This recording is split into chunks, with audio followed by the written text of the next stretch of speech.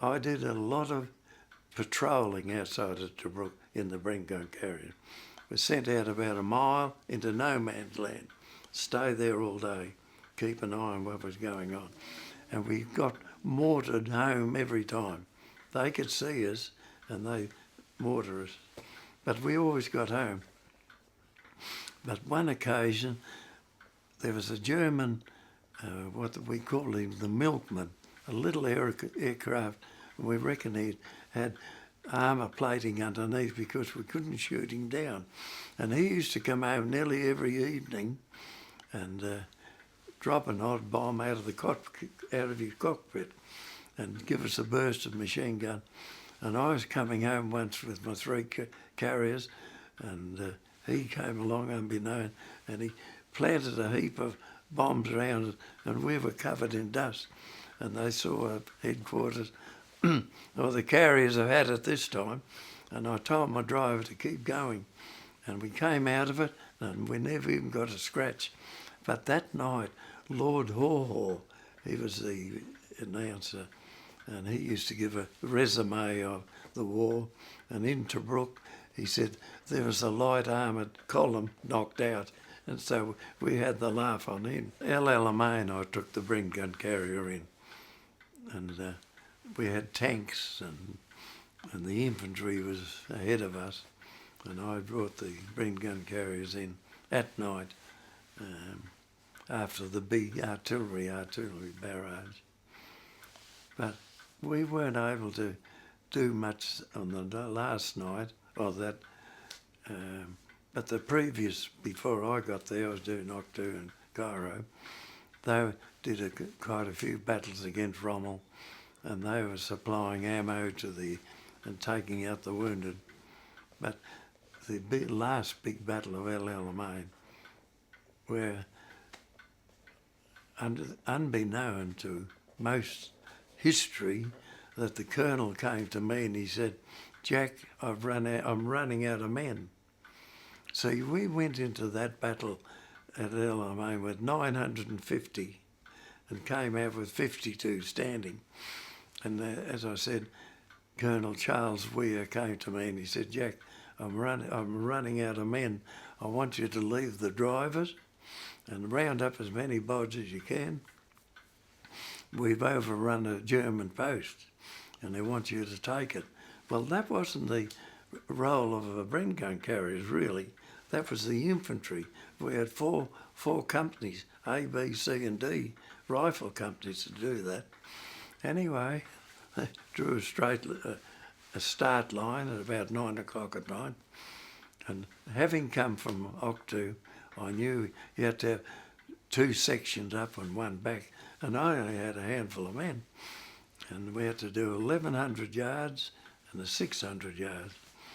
And I had Dave Cunningham from Warwickville on my right. He did the pacing. My sergeant on the left with the compass. And I had a compass myself. And I was in the middle. And you wouldn't read about it. On that 1,100 yards, there was an artillery dropping a shell right on our bearing. And it should have been way over with the other artillery. So untrained at night, I had to do that, and that. And got away with it.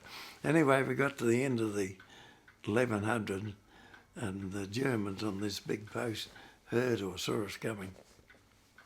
And they shut up very lights, very light, and lit the whole place up like daylight. And they opened up with machine guns, bullets flying everywhere. And I said to the boys before we left, I said, the last thing you do is go to ground. And of course, they hit the ground as one man. So I went down with them. And there we were, pinned. And it was all quiet. The battle over on the left had finished. And I yelled out, at the count of 3, charge. And I yelled out, 1, 2, 3, charged. And they're all up as one man, firing from the hip. And I had a round magazine I took off the Bren gun carrier, and that damn thing kept jamming. I had to keep hitting it underneath, and there was bullets flying, and I don't know what happened. They must have panicked, I think, either over us or and the only casualty I had was the sergeant on my left. He had a bullet through his ribs, and Dave Cunningham on my right. He threw a grenade in, and they put their arms up, and the blast of that, what do you call it, grenade, created a big dust, and it blinded himself, not with shrapnel, but with dust. So when we rounded them up, and they went and got a stretcher for the wounded sergeant, and I reckon they shot about 8 trying to get away. I think we captured about 26 young Germans. And I had to put David Cunningham blinded around 2 Germans' necks, and they marched them off. And then we went on and joined up with the battalion, and that's another story. That's an amazing And now story. that was the Bren gun carrier platoon. But you were on foot at that stage, not Yeah, you're not in the carrier. yes. Carriers are back there. Have you been hit in the carrier with machine gun fire? From No, the Germans? fortunately I never. No, I never escaped all that. It's good because it make a hell of a racket. I know. I might finish that little story.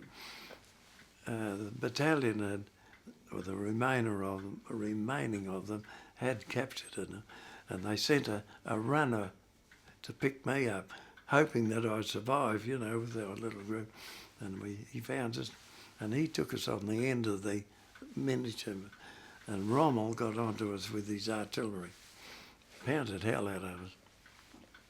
And I got my men down, and I got down, and the shell landed in front and buried me in, took my steel helmet off, broke the steel strap, I got that on, and I got into that shell hole, and another one landed beside and blew the hat off again, and my ears were bleeding, and we had to stay there all day. And unfortunately, or fortunately, my ears were perforated and got infected. And I was in hospital until I was right. And that night, when I came out, Colonel Charles Weir, there's only a handful left, he said, we've got to attack Thompson's Post next morning. And I was covered in black soot, evidently, from these shells. And he said, Jack, you can stop out of this for tomorrow. And I learned never volunteer. I could have gone, I was still fit enough. Anyway, Thompson's Post was, they had a 1,000-pound shell with a tripwire, and the poor beggar, somebody tripped that and killed about another 7 or 8 men, including Colonel Charles Weir. Now, what the devil he was doing there, and he nearly had his legs blown off, and he was no good from there on. So that was the end of El Alamein.